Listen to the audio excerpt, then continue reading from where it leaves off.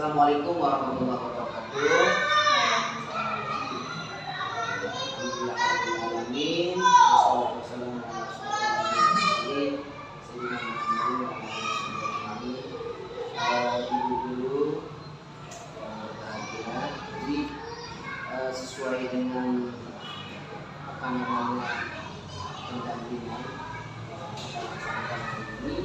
Jadi sesuai dengan fokus dan tujuan kita, pendampingan yang pertama adalah jurnal terkait pembelajaran daring LMS bersama fasilitator. Kemudian nanti yang kedua adalah tindak lanjut hasil beberapa karya orientasi sendiri. Kemudian yang ketiga ada tindak lanjut hasil pembelajaran terkait dengan sebulan yang sudah dilaksanakan di LMS. Kemudian nanti yang keempat nanti kita bahas terkait dengan rangka portofolio kita. Kemudian yang terakhir lagi ada peta posisi diri dan rencana pengembangan diri. Jadi itu fokus atau tujuan kita untuk pendampingan hari ini. Untuk mengawali kegiatan pendampingan kita, Ibu kemarin sudah melaksanakan beberapa orientasi jadi secara daring. Nah, dalam kota itu menjelaskan juga pembelajaran yang berkaitan dengan terkait dengan ini sudah berjalan sebulan ya. Kira-kira dari perjalanan dalam sebulan belajar di LMS bersama fasilitator, kemudian termasuk juga TP yang memantau, apa proses yang terjadi yang sudah berjalan baik menurut Ibu? Jadi dalam satu bulan terakhir belajar di LMS itu apa yang sudah baik yang berjalan? Silakan.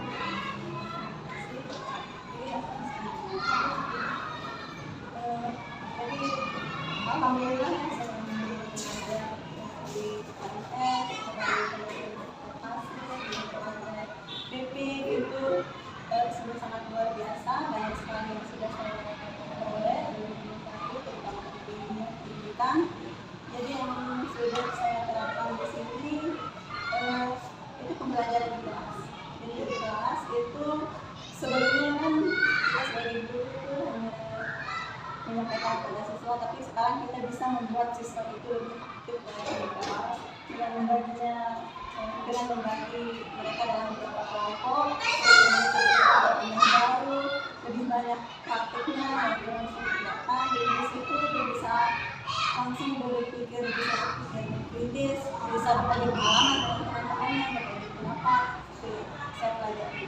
Jadi selama sebulan yang berjalan, satu bulan sudah ada masuk pembelajaran yang di LMS itu sudah mulai diterapkan di kelas ini. Jadi biasa Ibu sudah dipelajari selama sebulan di LMS terkait terutama pada pembelajaran satu itu terkait filosofi hari itu sudah baik, sudah diimplementasikan di kelas nih. Kemudian kita lanjutkan dengan harapan untuk sekali dalam pembelajaran daring selama satu bulan ini bersama Fasil di LMS. Tentu harapan pasti ada, kemudian juga kekhawatiran. Kira-kira apa harapan dari Ibu setelah belajar satu bulan bersama fasilitator di LMS? Jadi harapan saya dalam satu bulan ini, karena ini baru satu bulan aja saya sudah mendapatkan banyak. Jadi harapan kedepannya akan lebih banyak lagi metode-metode baru dalam pembelajaran yang bisa saya dapatkan, bagaimana mengkondisikan siswa itu, bagaimana membangun kolaborasi. Itu banyak sekali yang mungkin harapan saya bisa saya pelajari, bisa saya dapatkan supaya kita dengan siswa itu nyaman. Jadi siswa itu merasa tidak bosan gitu. Kemudian terkait yang sudah dipelajari, apakah termasuk menjadi harapan Ibu nanti terkait ilmu yang ada di LMS itu diterapkan? Tentu saja itu bisa menjadi harapan untuk teman-teman. Kemudian Ibu punya harapan, tentu sekali harapan yang dicapai itu tentu sekali ini ada kekhawatiran. Sekarang di samping ada harapan, pasti ada kekhawatiran yang muncul, terutama terkait dengan pembelajaran dari selama ini kan, yang sudah lewat baru 1 bulan, dan rencananya 6 bulan ke depan. Kira-kira kekhawatiran apa yang muncul dari proses pembelajaran yang khusus untuk di LMS ini? Jadi di sini karena kita sebagai seorang perempuan ya memiliki fungsi ganda yaitu di sekolah sebagai guru, di rumah juga sebagai ibu rumah tangga. Jadi kekhawatiran saya yang pertama itu ketika di sekolah nanti ada tugas-tugas di LMS yang harus diselesaikan. Itu saya khawatirnya nanti terbengkalai dengan tugas-tugas yang ada di sekolah. Kemudian sebagai ibu rumah tangga juga di rumah yang memiliki balita itu saya juga khawatir pekerjaan di rumah juga terbengkalai. Jadi pekerjaan di rumah terbengkalai dengan tugas yang ada di daerah. Ada berulang dari kadang dari pagi sampai sore, kadang malam gitu. Kalau tadi itu sudah menyampaikan harapan istilahnya pembelajaran yang sudah lewat. Nah sekarang kira-kira dengan adanya kekhawatiran tersebut tentu sekali muncul harapan mungkin dari proses pembelajaran ini, terutama dari Fasil yang memandu kegiatan pembelajaran. Kira-kira ada harapan terkait sebulan ke depan terkait pembelajaran di LMS, mungkin dari segi tugas kemudian Fasil bagaimana? Bisa membagi waktu semaksimal mungkin melaksanakan tugas sekolah juga.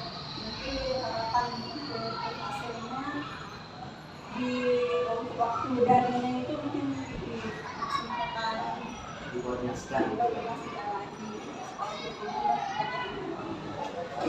asik deh. Kemudian tentu sekali ketika ada harapan yang ingin dicapai dalam proses pembelajaran itu tidak semudah apa yang kita lihat, karena ini pembelajaran dari memang banyak kendala. Kira-kira untuk membangun ekosistem supaya harapan itu tercapai terutama di sekolah, tentu sekali perlu dukungan secara umum di sekolah, dukungan sekolah dan guru, bahkan dukungan dari siswa juga. Nah bagaimana dukungan tersebut di sekolah?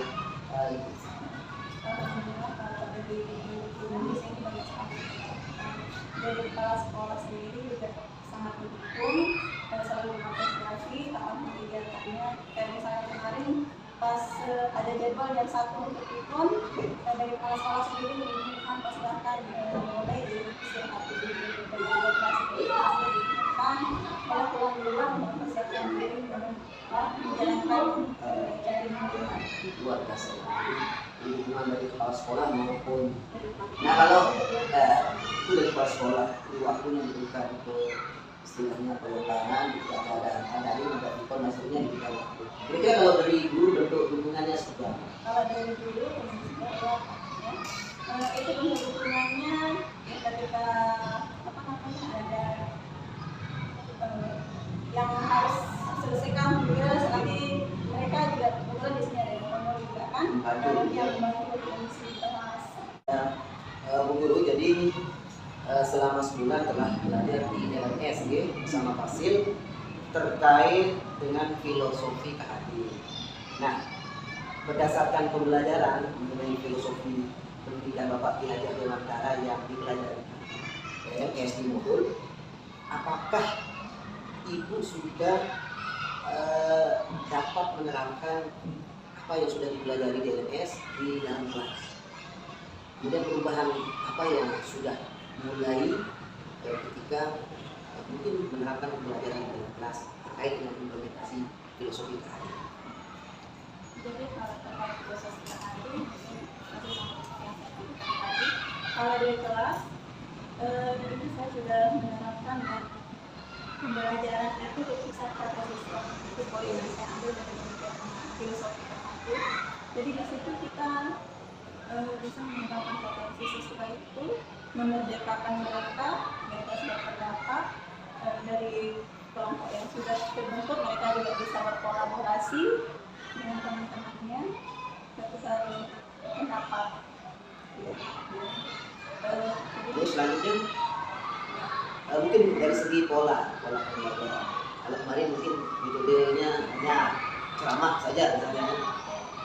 Nah, sekarang bagaimana? Ada perubahan pola. Paling fokus pada ceramahnya aja, penyampaian materi, ngambil dari buku, sampaikan ke siswa, dan siswa hanya menerima. Sekarang saya membuat siswa itu lebih aktif.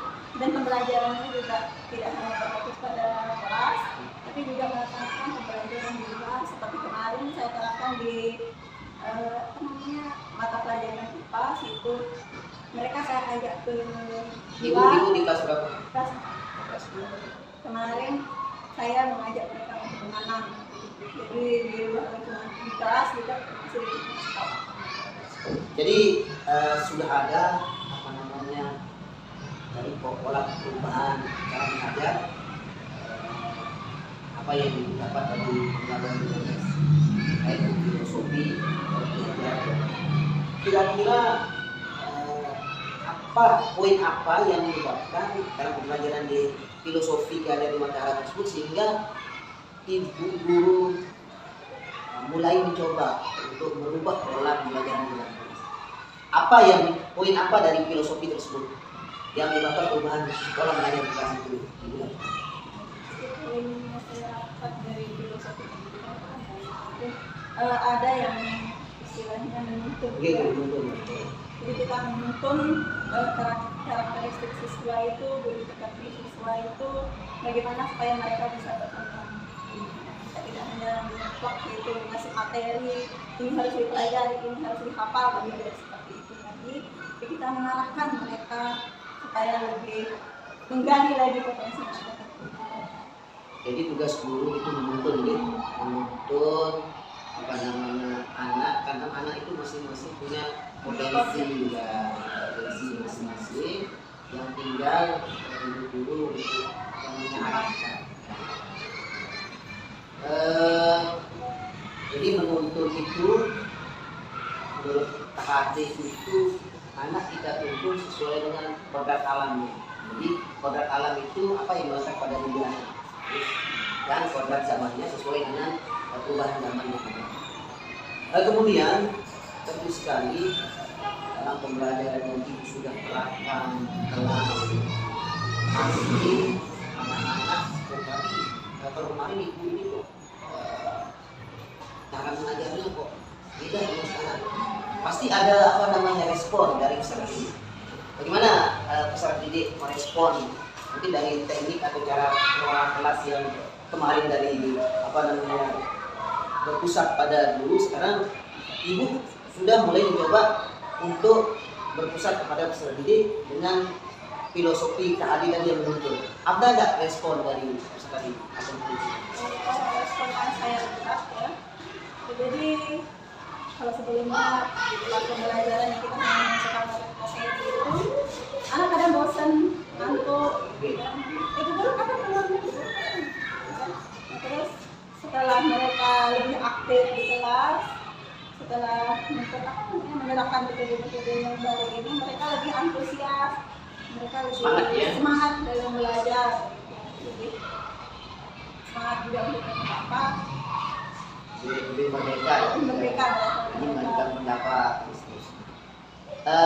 Guru jadi tentu sekali pada perubahan, sudah mulai ada perubahan dari pola mengajar di kelas. Tentu sekali dalam perubahan itu ada hal yang menjadi apa namanya titik perubahan hal yang baik dari perubahan. Kira-kira dari perubahan apa hal yang baik menurut ibu yang ibu ambil dari perubahan cara mengajar tersebut yang sudah baik ya misalnya apakah anak-anak sudah mulai berani menjalankan. Kira-kira ada hal yang baik menurut ibu dari pengelolaan pembelajaran yang sudah ibu adopsi dari filosofi keadilan tersebut? Hal yang baik itu mereka lebih bertanggung jawab terhadap tugas yang saya berikan.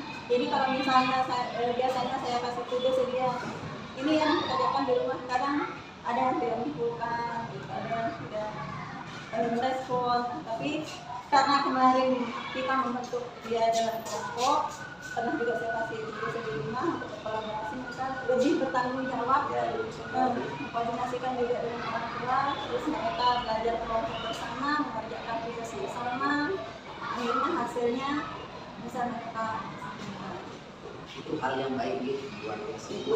Perubahan yang baik tentu sekali, perubahan-perubahan ke arah yang lebih baik, yang ada yang sudah tercapai, ada juga yang masih belum ibu rasakan, belum tercapai, belum sempurna. Kira-kira mungkin ada yang perlu ditingkatkan lagi dari perubahan hal yang baik. jadi yang lebih sempurna di sana itu karena siswa datang ini ada yang Berarti sebentar dari keragaman sistem itu dari segi ada juga apa beda agama lagi?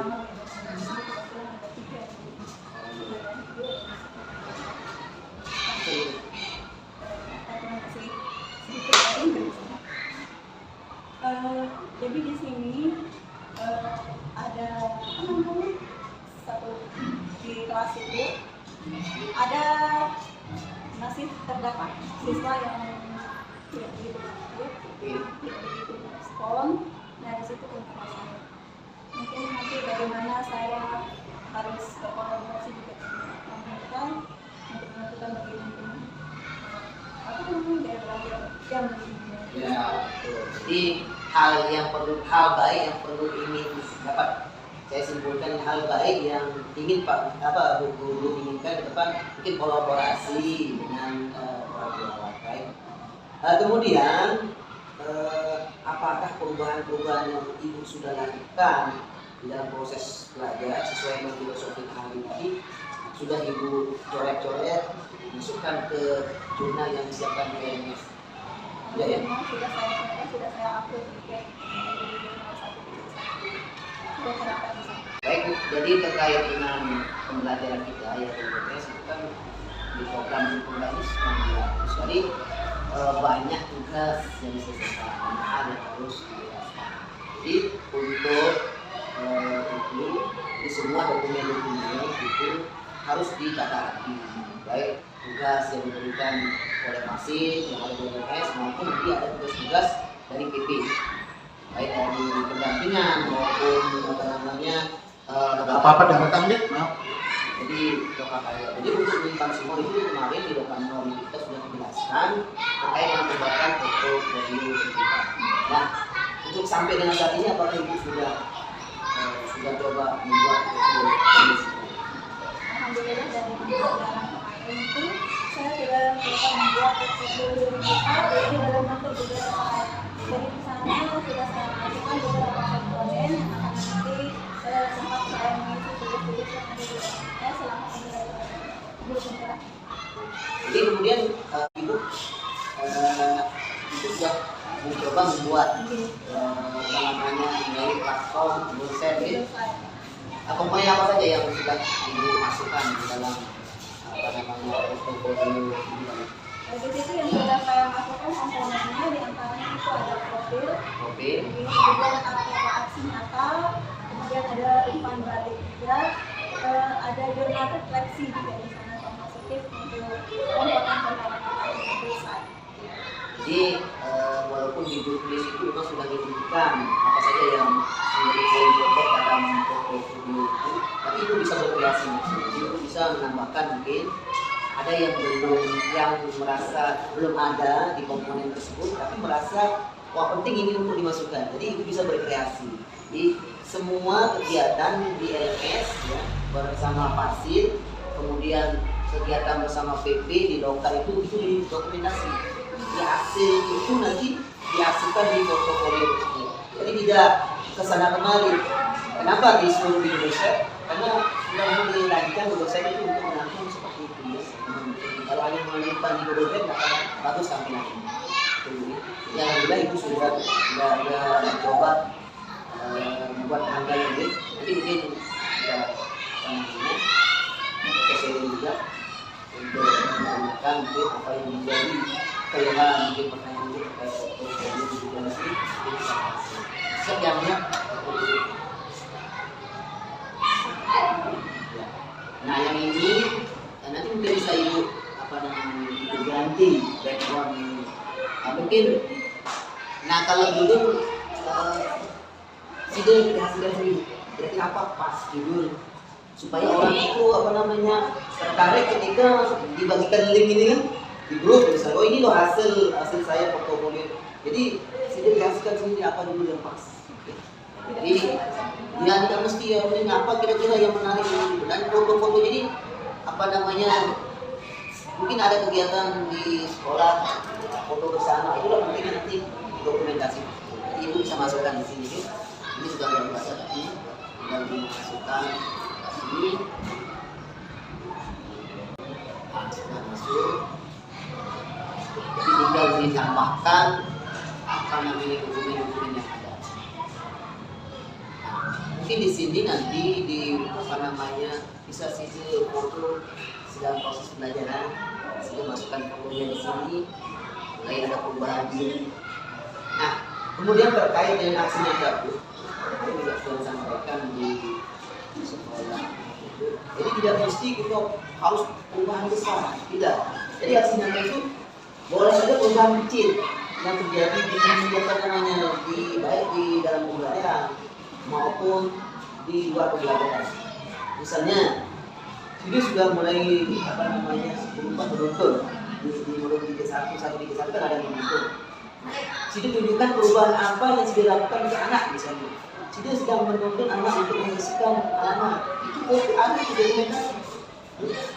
Hanya membersihkan halaman, menaruh sampah itu bisa jadi dokumentasi aksi.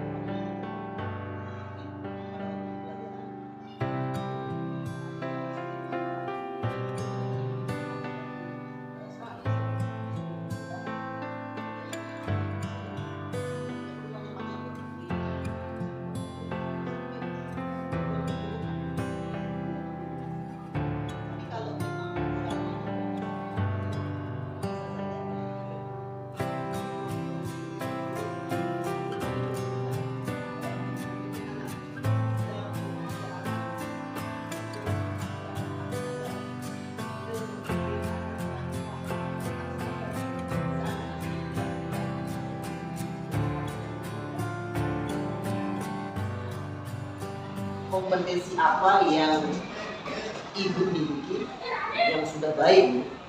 Jadi selama pembelajaran dari sebulan ini, saya sudah merasa seperti ini. Kompetensinya seperti ini.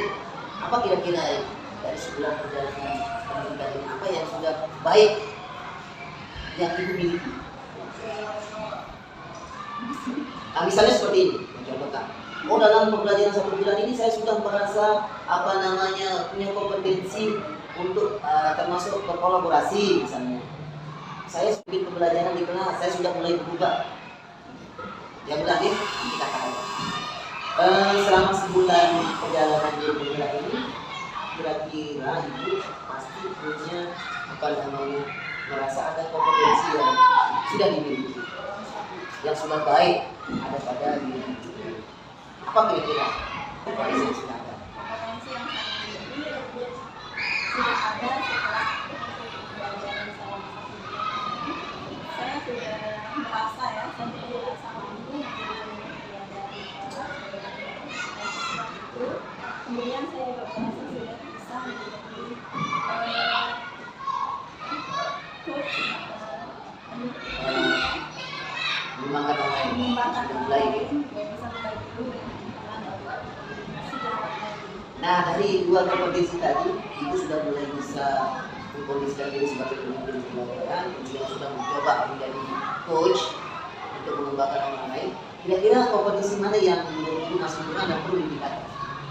Yang perlu saya tingkatkan di sini, saya itu belum semua bisa betul. Jadi saya di sana masih perlu Bukan teman, bukan